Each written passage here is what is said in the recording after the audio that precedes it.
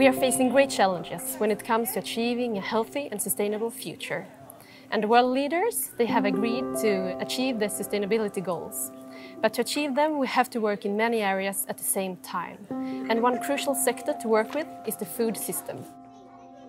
Food is the single largest contributor to the challenges we face. And 1/3 of all food produced is wasted. Yet, there are 800 million people that face hunger. At the same time, obesity is one of the biggest health risks in the world. In addition, food production of today contributes hugely to biodiversity loss and emits a large proportion of greenhouse gases. We will need to transform the entire food system. So, where do we start? Well, look at food in schools. Schools, they cook, they purchase, they serve a huge amount of food. And the eating habits of entire generations are partly forged at school. So school meals provides an opportunity to transform the system as a whole. We need to bring together key players and work together towards shared, bold, and engaging goals. And we need to work in a way that enables us to learn. We do this with the prototypes. So we want to start early and to get these younger kids curious about eating new food, perhaps unknown to them. For example, plant-based food. Yes, the whole build-up is trying to make them excited. Gott. Kul. As far as we see today, they are very curious and excited about it, so it's great. Jag tyckte också det var kul och spännande. Jag läste på ett mjölkpaket en gång och då sa det att man kunde vara miljöhjälte, så det vill jag bli det. Through research and broad engagement, we have identified some areas that could have the greatest effects in achieving the goal. We call them levers.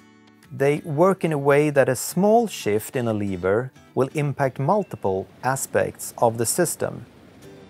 The levers in our school food system includes, for example, to involve students and school staff in developing school meals, or ways to shape and design the school meal environment, or a way of hooking school food into the curriculum.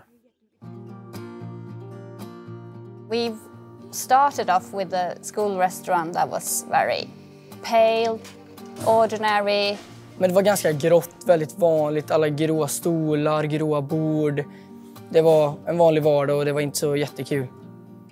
Istället så åker man kanske någon annanstans till McDonald's eller Pecos eller liknande. And we wanted to make a change and involve the students, and that's been a really big part of this project. They had so many ideas, and ideas that we didn't think of. Eleverna själva så kommer med förslag i alla årskurser också. Jag tycker att det är mycket bättre här i matsalen just nu än vad det var förr. Maten blir typ godare fast det inte är förändring i maten. Så det är väldigt, väldigt fint. När vi ska göra något sånt här som ska gagna eleverna så är det viktigast för mig har varit att se till att det har varit ett reellt elevinflytande. Och det känner ju jag att det verkligen har varit här. De är jättestolta av de elever som har medverkat i workshopen som ligger till grund för hur det blev. We use a mission-oriented innovation approach to align these various aspects in a clear and compelling direction. And our mission is that every child in Sweden eats healthy, sustainable and tasty school food. So the work here from Vallentuna and Karlstad are only 2 out of 10 of the mission's prototypes. Each prototype is designed to target several levers, and since each lever affects multiple parts of the system, this can unlock a kind of ripple effect of interactions on a system level. And given the scale of the school food system, this begins to affect the broader food system behind it. Nu får man förändring på ett väldigt bra sätt. Och många fler matgäster har vi haft. Så det känns jätteroligt.